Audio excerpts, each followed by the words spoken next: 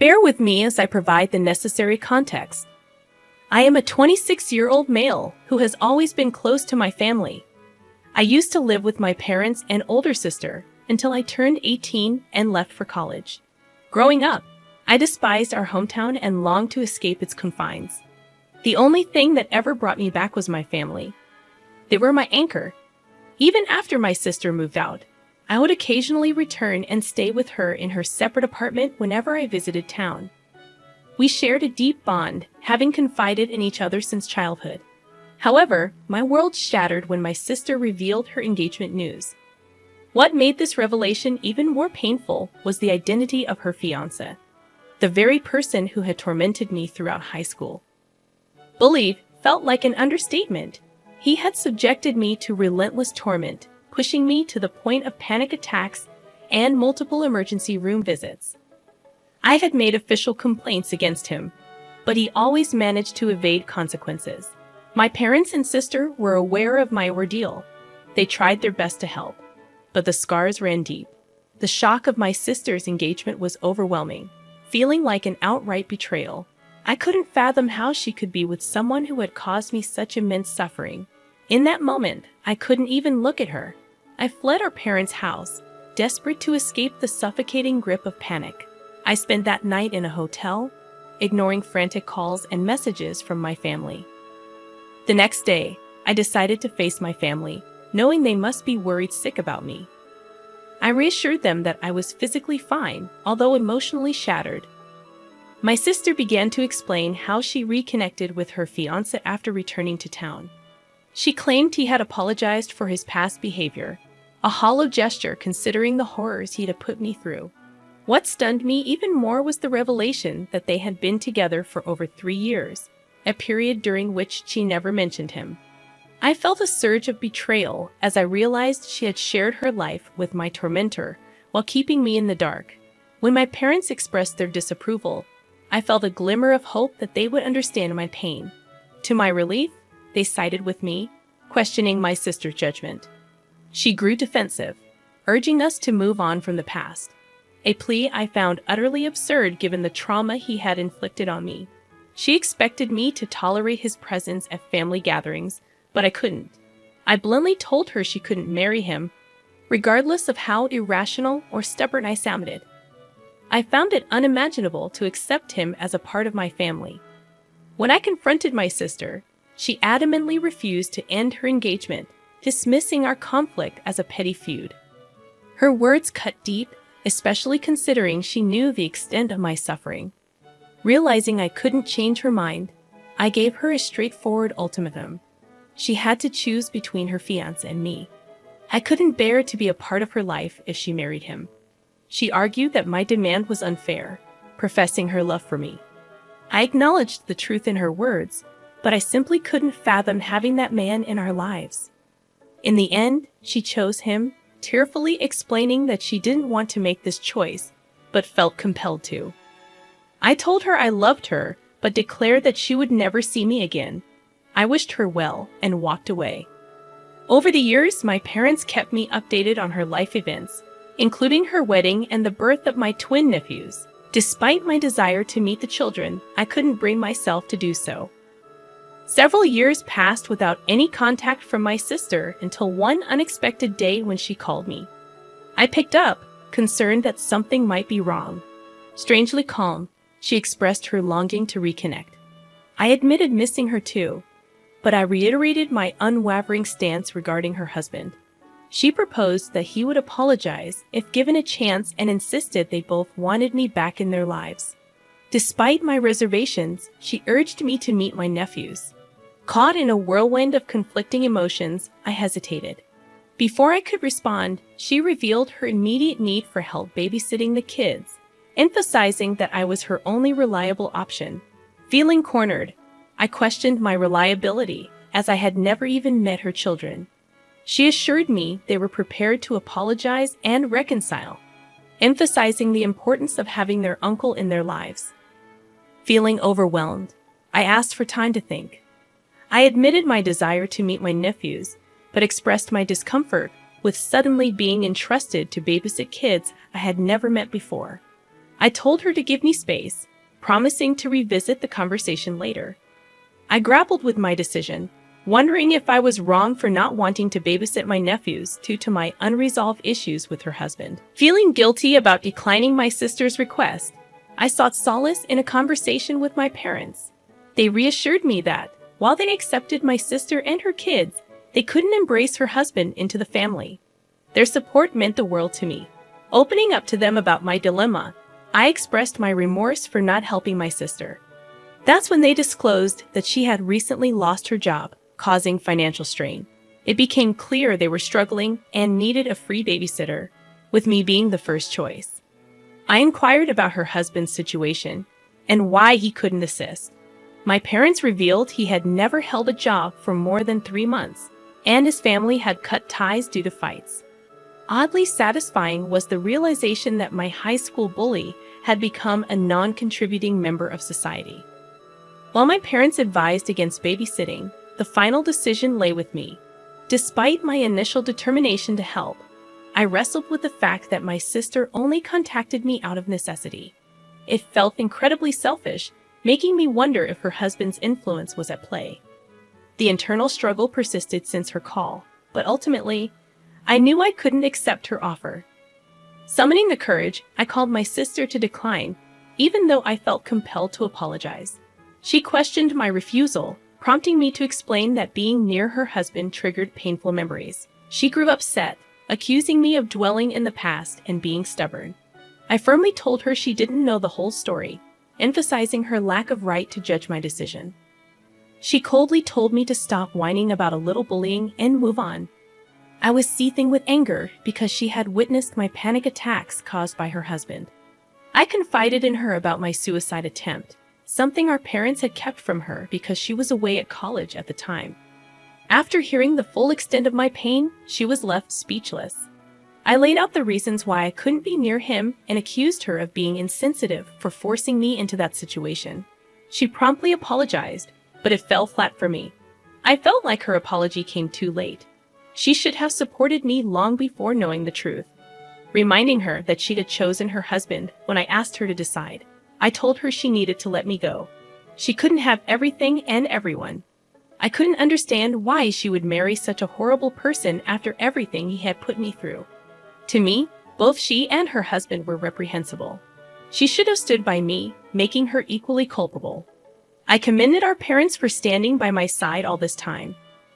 Now, shifting to our second story, my closest friend is getting married in Sicily this August with less than a year's notice. I was asked to be a bridesmaid, but I'm starting to feel unappreciated. Despite their wealth, my friend, who doesn't currently work, has invited people from all over the world. My little sister was uninvited due to guest list cuts. They chose a 5-star hotel for the venue, expecting guests to pay for their own accommodations from Thursday to Monday.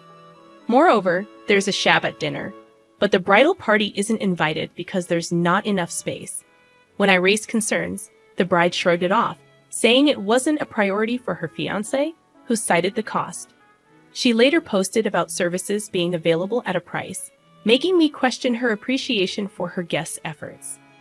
We wore our old gold jewelry and shoes. She didn't provide an itinerary or any planned events for the bridal party during the 5 days.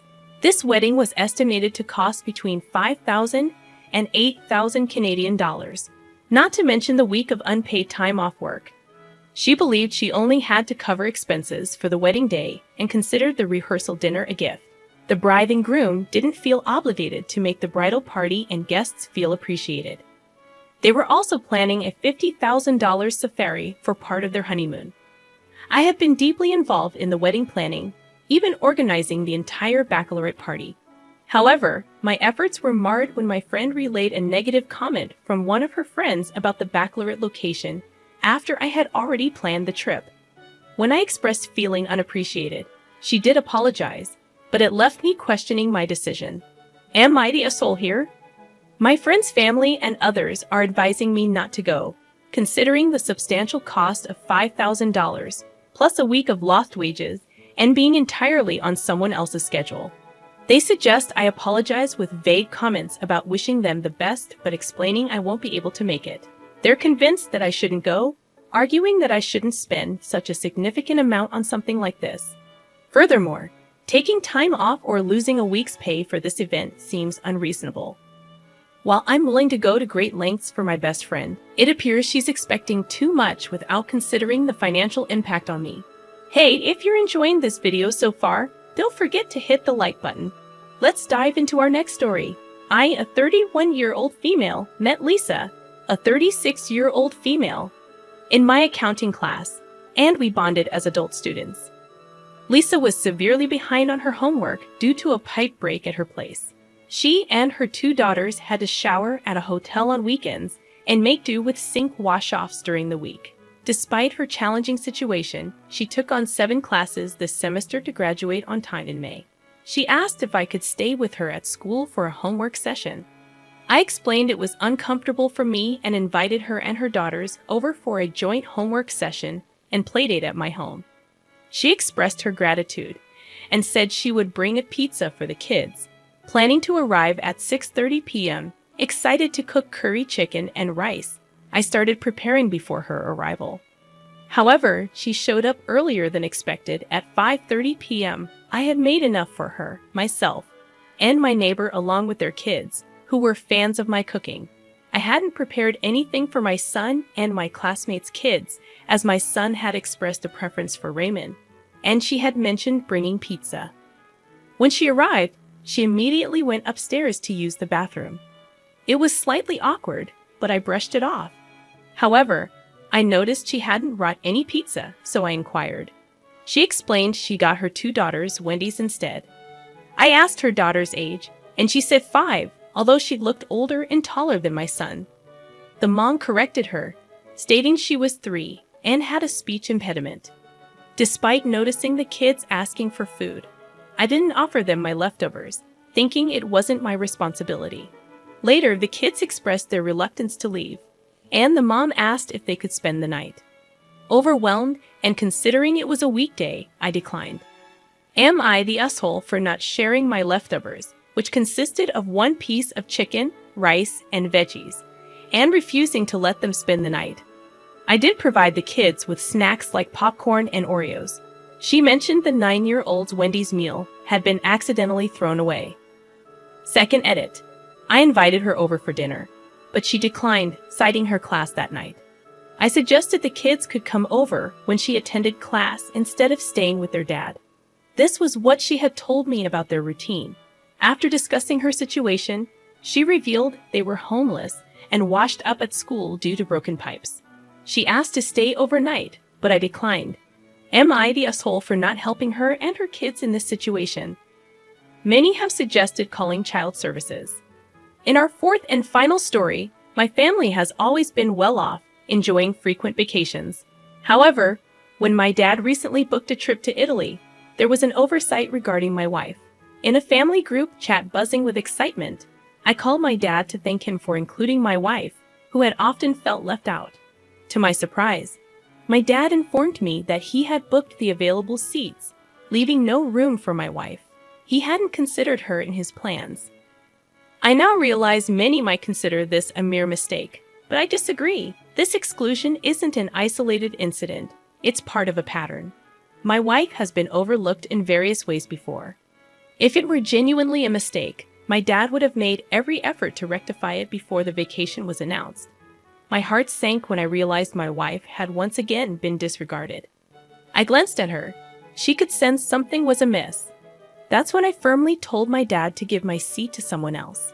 If she wasn't included, I wouldn't be going either. In the past, I used to find ways to include my wife, but I was weary of always having to advocate for her. They never did this to my sister and her husband. They were always included as a couple. But when it came to my wife and me, we always had to find our own way in, as if we weren't taken seriously. I decided I wouldn't do that anymore. This time, I drew a hard line in the sand. This man had the audacity to suggest that my wife and I could book our own flight and just meet them there. My response was a resounding no, and I hung up. Needless to say, my wife was in tears, upset but also relieved that I stood up for her. A couple of days passed, and my wife and I decided to embark on our own vacation to a more modest location. A large rental cabin with her family, who are incredibly supportive. When my family found out, they bombarded my phone with messages. My mom even called, telling me I was being unreasonable. According to her, it was just a simple mistake on my dad's part, and I could easily book a separate flight and plan an entirely different vacation with my wife. I explained to her that this was about the consistent exclusion of my wife from every family-related event since our marriage. My mom dismissed my concerns, calling me crazy and insisting I was overthinking the situation. Despite her words, I couldn't shake the feeling that there was more to this exclusion than met the eye. Thank you all for your overwhelming support. My wife and I had a heart-to-heart discussion about our next steps. We've decided to have a family meeting with my relatives this Monday and confront them head-on. We believe it's the best way to address the situation and seek honest answers from them. Many of you mentioned gaslighting, and we intend to learn more about it to protect ourselves better. I made a promise to my wife when we got married. She would always be my priority. I intend to keep that promise. Thank you once again for your support, and I hope to provide you with an update soon. Best wishes to all.